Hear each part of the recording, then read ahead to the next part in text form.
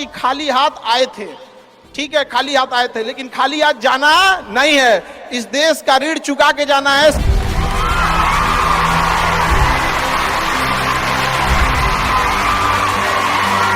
हमेशा याद रखिएगा, अकल बादाम खाने से नहीं ठोकर खाने से आती है।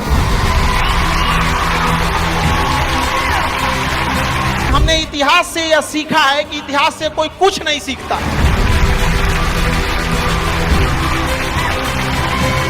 भले जेब खाली हो, जेब में गांधी हो या ना हो, दिल में एक आंधी होनी चाहिए। जो बोले हैं, जो ठाने हैं, वो कर लेंगे यहां पर, और नहीं कर सकते हैं तो दुर्भाग्य है इस भारत की धरती पर जन्म लिया हुआ।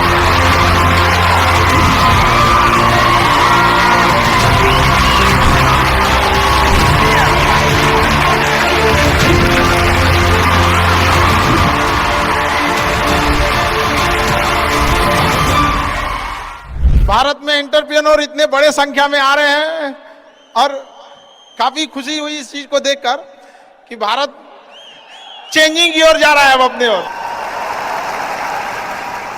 हमेशा सीखने की प्रवृत्ति रखिएगा। और आज के टाइम पे बाप रे, एक बहुत बड़ी समस्या ना कि दूसरे से प्रति जलन जरतुआही। जरतुआही समझते हैं हम लोग, बिहार का ठेठ भाषा है। पता नहीं आप लोग समझते हैं कि नहीं। मतलब कौन कितना खुश है, मतलब उसका पड़ोसी जितना दुखी है वो उतना खुश है। ये सब चीजों से थोड़ा आज के समय में अपने आप को थोड़ा बचा के रखने की कोशिश कीजिएगा लोग, क्योंकि किसी के जलन वगैरह से नहीं होता। अक्सर देखिएगा ना, चूंकि ये एंटरप्रेन्योर है, बिजनेस का चीज है, तो एक छोटा सा देखिएगा ना, गांव में किसी के पास समोसा का दुकान चल जाता है तो उसके बगल में एक और समोसे खोल देता है। अरे बहुत सारी चीजें हो सकती हैं। आप डिसीजन आप कभी भी किसी और के मर्जी से इन्फ्लुएंस होके लीजिएगा, वो कभी डिसीजन सही नहीं होगा। डिसीजन आपका अपना होना चाहिए, आप क्या कर सकते हैं। और ये जिस दिन आप पहचान गए, उस दिन समझिए आधा काम आप अपने से कर दिए यहाँ पर। और वो सबके अंदर कुछ ना कुछ है, ऐसा नहीं है कि ऊपर वाला आपको खाली हाथ भेजा, सबके अंदर कुछ ना कुछ है। और ये लोग भले कहते हैं कि खाली हाथ आए थे, ठीक है खाली हाथ आए थे, लेकिन खाली हाथ जाना नहीं है। इस देश का ऋण चुका के जाना है, समाज को कुछ दे के जाना है, एक अच्छे सिद्धांत, अच्छे कर्म को दे के जाना है। क्या कोई कह सकता है कि अब्दुल कलाम खाली हाथ गए थे? नहीं खाली हाथ गए थे। विवेकानंद खाली हाथ गए थे? अंबेडकर साहब खाली हाथ गए? नहीं गए। तो इस देश में हम खाली हाथ जरूर आए थे, लेकिन इस देश का कर्ज उतारना है, खाली हाथ लौटना नहीं है। कुछ ऐसे सिद्धांत अपने साथ है, कुछ अपने पीछे कुछ यादें छोड़ के जाना है, जिससे कि दुनिया याद कर सके हम लोग को। और हमेशा चीजों में ना अपनी ईमानदारी करिएगा। आप कितना ईमानदारी से काम करते हैं, कितना लगन से काम करते हैं, सफलता इसी चीज पे डिपेंड करती है। बाकी ऐसे चीजें कि भाई ये करना चाहिए, बस आप कितना समय दिए हैं किसी चीज को, कितनी ईमानदारी से किए हैं, ये मायने रखता है आपको। आप किसी चीज को समय नहीं दीजिएगा, कभी सफल नहीं हो सकते हैं। और एंटरप्रेन्योर और बिजनेस, इस सब की चीजों में एक चीज बहुत बड़ी डिलेमा होती है ना, कि सोचते बड़ी ज्यादा हैं लोग, प्लानिंग बहुत करते हैं। 6 महीना से उसका प्लानिंग चल रहा है। अरे भाई 6 महीना में कमवा शुरू किए रहते तो कुछ एक्सपीरियंस हो गया रहता, कुछ ठोकरें लगी होती। शुरू कर दो, चाहे जैसे करना है। यहाँ पर ऐसा थोड़ी हो सकता है कि एकदम फिनिश होकर काम करे। हर चीज, जमीन से कभी पेड़ नहीं निकल सकता है, पौधा ही निकलेगा। आज सीखिए, क्योंकि अगर कल कोई शुरू करता है आपके बाद, तो आपके पास उससे एक दिन का एक्स्ट्रा एक्सपीरियंस रहेगा। और हमेशा याद रखिएगा, अकल बादाम खाने से नहीं ठोकर खाने से आती है।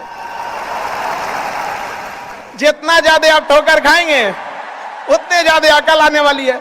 दुनिया का कोई इंसान जो सफल है कह दे कि हमको ठोकर नहीं लगा है, या कोई कह दे कि हम एक ही बार में यहाँ आए हैं, कभी नहीं आ सकते हैं। यहाँ पर स्टार्टिंग कीजिए, यहाँ पे ज्यादा प्लानिंग के चक्कर में नहीं। कितना अच्छा आप प्लानिंग करके आइएगा ना कुछ चीजें गड़बड़ होंगी, क्योंकि किताबी नॉलेज, ये मोटिवेशन, ये सब चीजें, ये एक अलग चीज है। धरातल पे उतर के जाइएगा ना तो अलग चीज है। यहाँ पर और कभी बिहार में आके देखिएगा तो एकदम में अलग मिलेगा। तो कितना ठोकर लगा है ये बहुत मायने रखता है, क्योंकि ठोकर नहीं लगेगा ना, जिस पत्थर पे चोट नहीं पड़ती वो कभी मूर्त नहीं बनता है। तो इसलिए जितना आपको चोट लग रहा है, तो ये आपके लिए अच्छी बात है, क्योंकि बड़े बड़े लोगों की जिंदगी में मुसीबत आती है, वो मुसीबत ही आती है बड़े जिन लोगों के लिए, क्योंकि फिल्म में जो सबसे टफ रोल होता है ना, वो बढ़िया हीरो के कंधे पे दिया जाता है। तो ये पृथ्वी पे भी ना ऊपर वाले को पता है कि ये बढ़िया हीरो है, इसको थोड़ा सा हम रोल देते हैं बढ़िया।